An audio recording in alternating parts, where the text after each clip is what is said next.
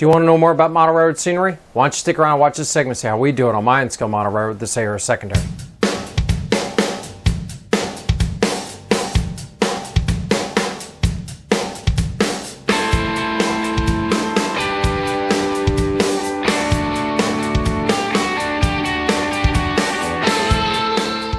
Hello everyone, Joe from Central Jersey Conrail and N-scale. Welcome back to the Scenery Playlist.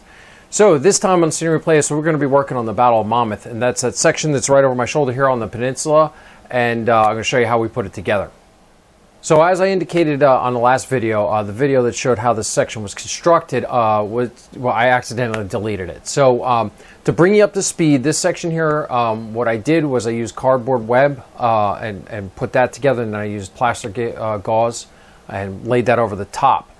The one scenic part that's here that I had to work with was the bridge. So when I laid the track configuration, the sub-road bed, I left as one continuous piece. So as I was trying to figure out how to do the bridge section here on Wemrock Road, I thought if I cut that wood that it would just go out of alignment. So the next best thing was to do was I took an Atlas bridge and cut it in half and just used the sides and then glued it onto the wood. I trimmed the wood out to make it more straight to accept that. So that's really the parts that you missed. Otherwise, in this video coming up, we're going to go ahead and I'll bring you up to speed. Okay, so now I brought you up to speed. We're just going to cut right to the video. You're going to watch it and see how we put it all together. Then we're going to come back and talk about it. And when I come back, I'll explain to you the history and why I'm doing this section here and what it all entails. So sit back, relax, enjoy the video, and I'll talk to you on the backside.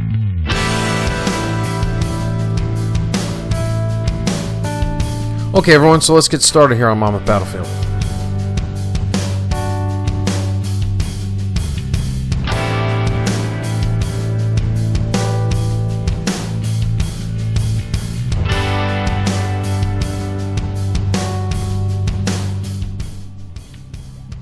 Okay, so here we are starting to install the roads here. This road we're working on here is my representation of Route 522. It's a county road. You know, looking back after completing this, I'm not too happy with the way this road came out because I'm putting this flexible foam over this plastic gauze scenery, which totally isn't level, and consequently, you know, there's a lot of ups and downs. Looking back on it, I probably should have put some kind of hard surface as a sub-road before I laid this down.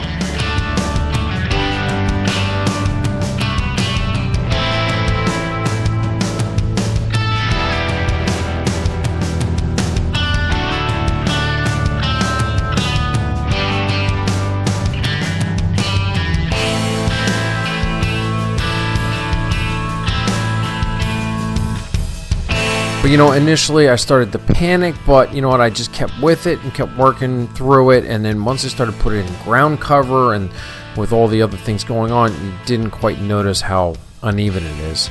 So, you know, I think I'm just going to keep it the way it is and go with it. I think when we get all the trees in there and it blocks a lot of the views, you probably won't notice it much either.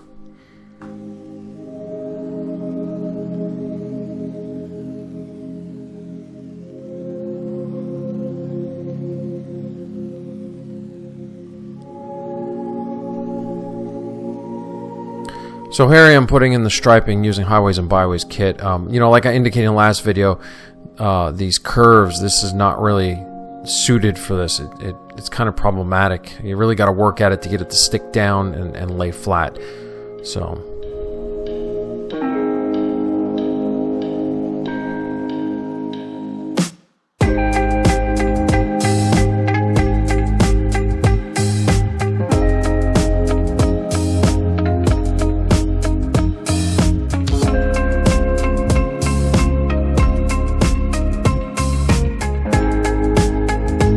So that last scene, I kind of ran out of time on striping and kind of just got tired of laying all those road striping for the day. So here we are the next day, and I'm getting started with ballasting.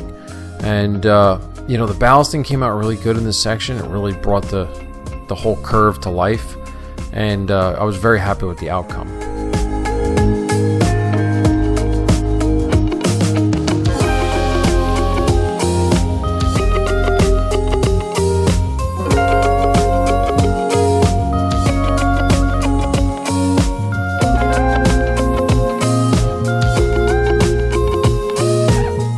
ballasting process has really come along, and you know, with all the special tools and gadgets out there for ballasting, I find myself using three things: a spoon, that feathered brush, and my finger. And that's really all I use, and I find out it works really good. I think using your finger and just running your nail along the web of the rail is the best tool to get all that stuff off, because early on in my ballasting process I'd find that there'd always be stuff stuck and I'd have derailments. So just running your fingernail along really cleans it off.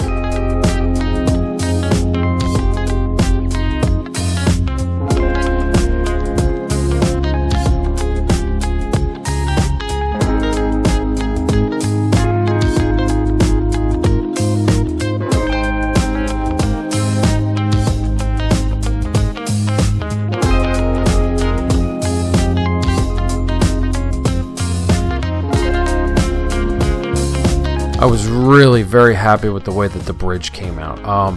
So the bridge on the prototype on Wimrock Road, it's an old Pennsylvania Railroad bridge, very low clearance, and they use this big stone blocks for their bridge abutments. And you know, I use a Chooch Enterprise bridge abutments and cut it down to fit it. Cutting the Atlas bridge in half and then gluing it to the sides really worked out well. The only thing is the prototype, the bridge is a open girder type, where here we made it into a ballasted deck bridge.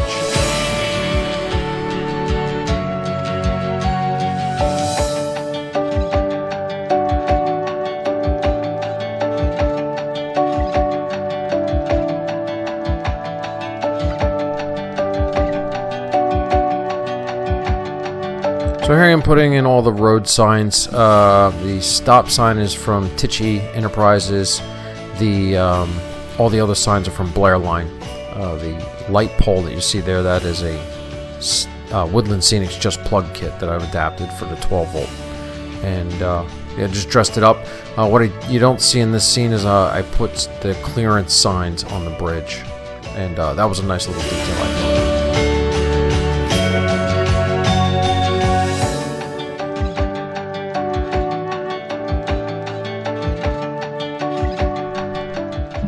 So here I am weathering the roads. I'm using Bragdon Enterprises weathering powders, gray. It complements the color of the road, and all I'm doing is just putting a stripe down the middle of each lane to represent, you know, all that the oil and residue that drips off from the middle of the cars. I kind of think that really is the best way to weather it.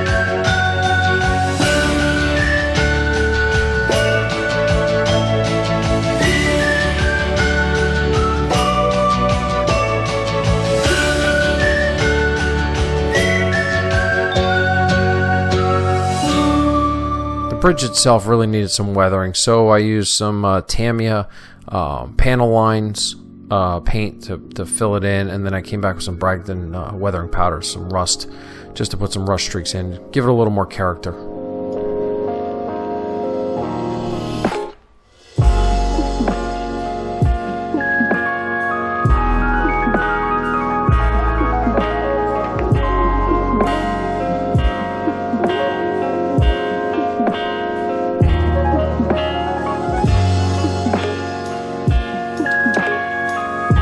Alright, so here we go, getting started with ground cover. You know, this scene was just so much fun to do. It was, when it came to ground cover, it was just enjoyable. There was nothing in the way. I had pretty much a big open blank palette to work with. So, kind of just worked through it, enjoyed my time doing it, and yeah, you'll see in the end it came out really well. I was very happy with it.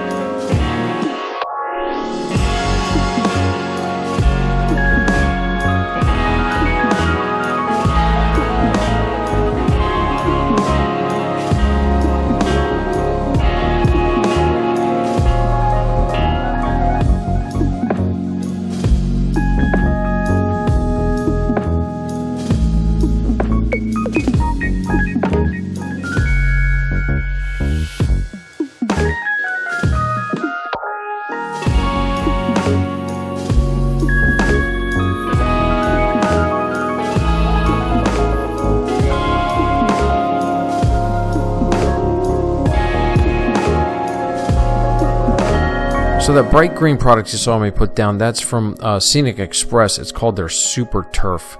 I like it. It's pretty cool, but the only thing is I bought the wrong colors. I should have got a medium green instead of that light green. Then I have some burnt green that you'll see I use around the bridge a lot. So it just adds a little more variety. Nice product, just I got the wrong colors.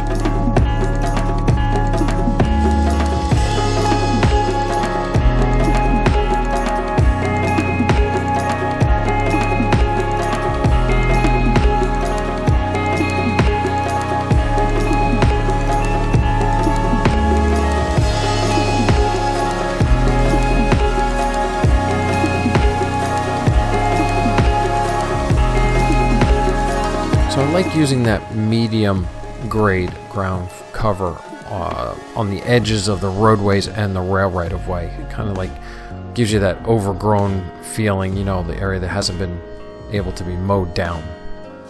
And then I use two different colors just for a little variety. I mix in the burnt green and the medium green.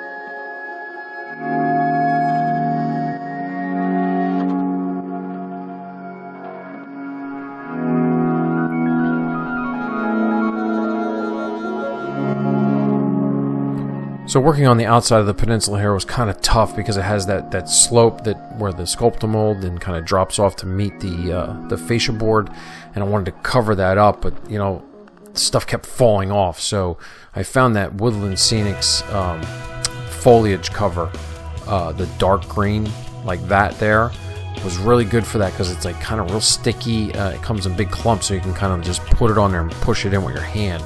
That's why I like really globbed on the white glue on that side there, just to get it all stick. Worked out really well. Then I'll come back and then hit it down with some alcohol and my 50-50 white glue water mixture, and then dribble on some matte medium, and it really holds it in place. So I think that's a real good way of doing it.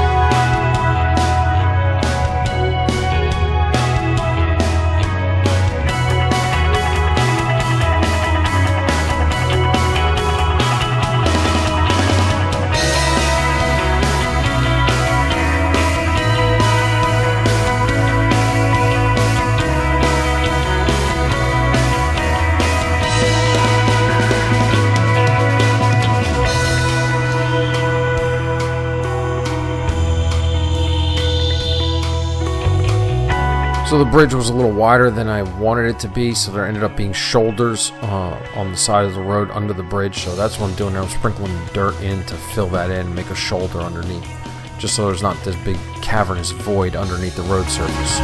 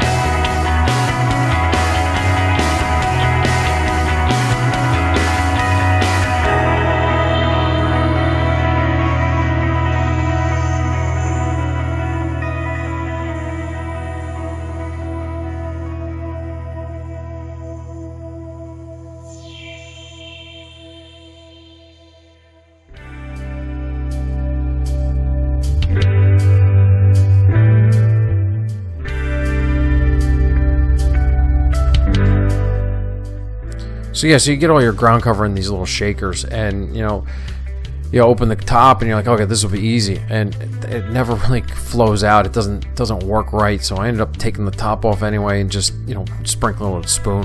I think that's the easiest way to just put your ground cover down, just with a spoon like that. Once you get used to it and you know how to control the flow, it goes much quicker than those lids on the shaker cans, because everything gets all clogged up in there and it doesn't really flow right.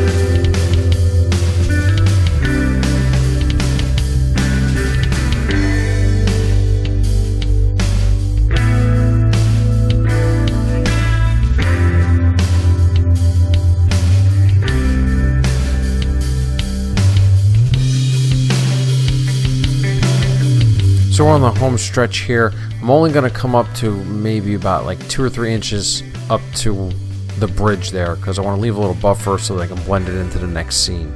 So that's why you'll see me stop as soon as I come up a little further.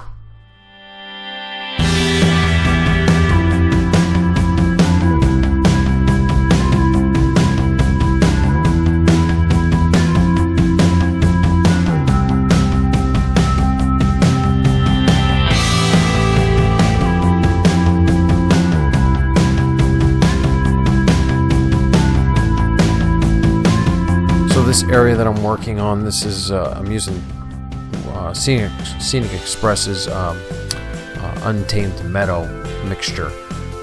This little area here was another little farm field, so that's why I'm doing it that way, because it was kind of like unkept and there wasn't really much farming going on, but there was still a nice open field.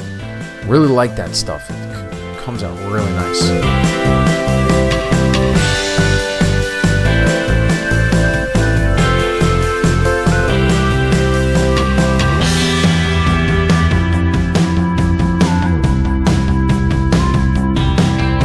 Okay, so if you notice here, I'm doing matte medium, and I dumped it into a solo cup. I was having a lot of problems getting the little bit out of the bottom of the bottle. Of course, if you notice all those white globules that were coming out, they squirting onto the ground foam. So in the process, I was like, I'm almost out of matte medium, but I only have a few more inches that I need. And then all of a sudden, I'm like, oh, wait a minute, I have the concentrate to make more matte medium. So I was like, then I was really kicking myself, because I squirted that stuff all over the ground foam, and when it dried, it didn't really clear up, so there was a lot of redo that I had to go back. So the moral of the story is, make sure you have all the supplies you need for the area, because if you push it and you try to force it, and I ruined a bunch of stuff. So there was a lot of cleanup and a lot of rework. So here we are starting on our static grass for the field. Midway through the process here on the static grass, I ran into an issue where it was clogging the Hecky static grass. It just wasn't flowing because I had it set up for 2 bins. So I just ripped the middle bin out and just mixed it all together, and then it started flowing really good. So I don't think I'm going to use the 2 bin process anymore.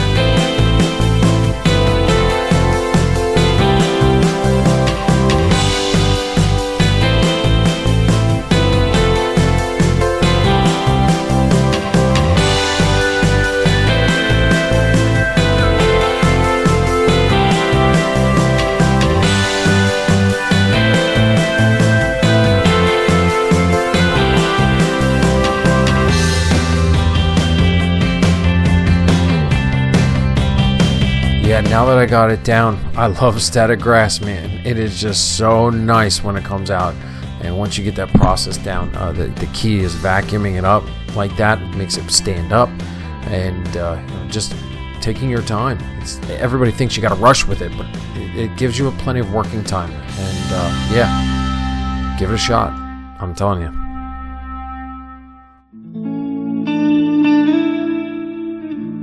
All right, so there you go. We're wrapping it up.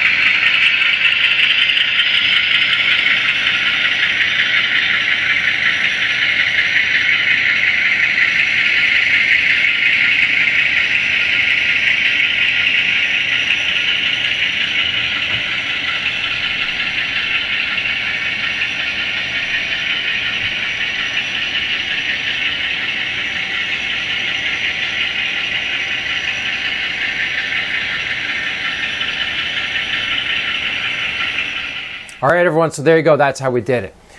Okay, so let's talk about it. So as I indicated in the video, I gave you little glimpses of what this section was all about. So this is kind of a scenic design element that I put in to kind of just piece together Englishtown and Freehold on the Freehold secondary. I couldn't really do like a scene with buildings because of the curvature on the end of the peninsula, so the next best thing I thought would be Monmouth Battlefield State Park. Okay, so what is Monmouth Battlefield State Park? So let me explain a little bit and a little history, and then I'll explain the scenic areas that are included here they'll tie it all together. So Monmouth Battlefield State Park is actually a state park that maintains the battlefield for the Battle of Monmouth. It's one of the few Revolutionary War battlefields that remained pretty much intact. The battle itself, if you want to look it up and read the history on it, it's called the Battle of Monmouth Courthouse, and the history and why it's called that is because Freehold is the county seat of Monmouth, and back in Revolutionary times it was called Monmouth Courthouse. So that's what it is. So the battlefield lies on the border of Manalapan and Freehold. It's actually the peak grade on the Freehold secondary. If you go to the east or west, it drops off grade. So this is kind of important because when you look at the battlefield and why the battle took place, this is why. So in June 28th, 1778, the British forces under Sir Henry Clinton decided that they were going to evacuate Philadelphia, and they were going to consolidate their forces in New York. So the plan was for Sir Clinton to evacuate Philly, cut across New Jersey, and go to Sandy Hook, where the British naval forces would then ferry them across to New York to join up with the forces in New York City. So the key point here is that Sir Clinton divided his forces into the 1st Division and the 2nd Division. The 2nd Division maintained most of the baggage train and all the supplies, and the 1st Division was the crack military units. As they proceeded across New Jersey, the 1st Division shadowed the 2nd Division on the west, closer to the Delaware, and this is because they knew that that Washington was still in Valley Forge. Now, giving you the brief synopsis, from what I've read, is that Washington somehow intercepted intelligence that the British were evacuating and decided to set out of Valley Forge to attack the British. Now, from growing up in this area, we were always told that, you know, it was kind of just a small engagement where some cannons were shooting at the British. However, in recent times, in the 90s, they did some battlefield research and found out we were totally wrong. It was actually one of the more major engagements that occurred in 1778. So if you look at some of the, I'm looking at the Wikipedia as I'm reading to you. You look at some of the strength numbers. The Continental forces was 14,000 versus the British 17,000, and it was pretty much in equal losses, where they lost approximately 370 on the Continental side and 358 on the British side. However, they did a lot of research in the recent years to find out that a lot of the deaths were due to heat exhaustion, because they have found research that found that on June 28th, it was a heat index of somewhere in the vicinity of 108 degrees. So a lot of them died from heat exhaustion. Now, so what ended up happening was the Continental set it up on the upper ground, on the high ground, and positioned their cannons, and they attacked the British as they pretty much advanced down 522 towards the east, so coming this way. Now, what I've done here is the Continentals would have been back up in here off camera this way, and that's where their cannons were. This little section of field is kind of right around Wimrock Road, is kind of more like where the reserve British units were, and the fighting took place way down the road, a couple miles down the road to the east. So I just tried to tie all that in, and the reason why I picked this location here for this is because the interesting part about it is, if you look in the history, they talk about Molly Pitcher, how she was she was one of the first women soldiers, and she fought at the battle and fired the cannons. Molly Pitcher was running back and forth bringing water from a well. That became a point of debate between all the historians, but the original well site was right in this general vicinity, right where the railroad is. But however, there's been some debate over the last years that it may have actually been down the road. So that's kind of why this area was chosen to model, because it kind of represents a little of everything. Now, the last thing I'm going to tell you about all this is that sometime around 1994, the Battlefield Preservation Society got a huge grant to rehab the battlefield because everything had been overgrown. So they came in and they grubbed all the trees, they set up interpretive trails, mowed down everything, set up the fencing to demark the lines of battle. I didn't represent any of that here because, remember, we're doing 1988. So I'm modeling it in the 1988 period, where this was all overgrown with trees. So the bridge was overgrown, the back line was overgrown, this area in here had a bunch of trees as well. This little dirt lot that I put in is the border. That's the border. There's actually a marker stone. If you look at it on Google Maps or Google Earth, there's actually a large stone, and that's the border stone. But there's like a mock Molly Pitcher little well. It's actually not even real. It's just like a bunch of stones, and that's right there in that dirt lot. So that's why I modeled that. So there's a little bit of history on it. It's actually very interesting when you start reading about it, especially the whole point was when they started doing the investigations in the 90s and they started finding mini balls on the wrong side of the road of the battle way down to the east, and then they started saying, wait, what's going on here? And then they started doing the investigations and stuff, and there's actually a National Geographic video. You can look it up on YouTube and watch it, and it'll give you a brief history. It's a half hour long. There's been books and interpretive books that last, we could be talking about this for days. So if you're interested in it, go check it out, but at least now you know the backstory of what Monmouth Battlefield is, why it's on the layout, and yeah, very happy with the way it's turning out. I think once we get these trees in here, it's going to look much better. It's going to make a lot more sense on what I did. One last thing before I let you go is, it is December. We are coming up to the holidays. I want to wish you all happy holidays and happy New Year. And to remind you that I will be producing a New Year's Eve video for just a recap of what we did do in 2021. And, when you think about it, we actually did a lot. It was real spaced out. There wasn't a lot of videos, but we did a lot. We did Jamesburg, Englishtown, and now Monmouth Battlefield. And you know, I'm getting the trees, actually the trees are drying over here, so in the next couple days I'll get that done. And you can look for the tree video after the first of the year. It's going to be 2 tree videos just to let you know. One showing you how I did it, because I changed my process. I did a lot of research and stuff, so I came up with a new process. So far it's looking really good. Look for the video to teach you that, and then there'll be a follow-on quick very short time period in between the 2 videos where you'll get the other one where I'm actually putting the trees in. Okay, so there you go. I think that's all for this video. It was a little bit of a short video. It kind of went really quickly. I'm very happy with the outcome. Like that we were able to work in some more static grass, and it came out really nice. I hope you guys picked up some tips on that. Okay, so that's really all I got. So if you're seeing this video for the first time, you like what you're seeing, please subscribe to the channel. We'd love to have you following along. Don't forget to check us out on Facebook and Instagram, because I'm always posting daily updates, and love to have you following along. Otherwise, that's all I have for you. Thanks for watching. I'll see you next time on Central Jersey Conrail and Scale. Have a good one. Bye.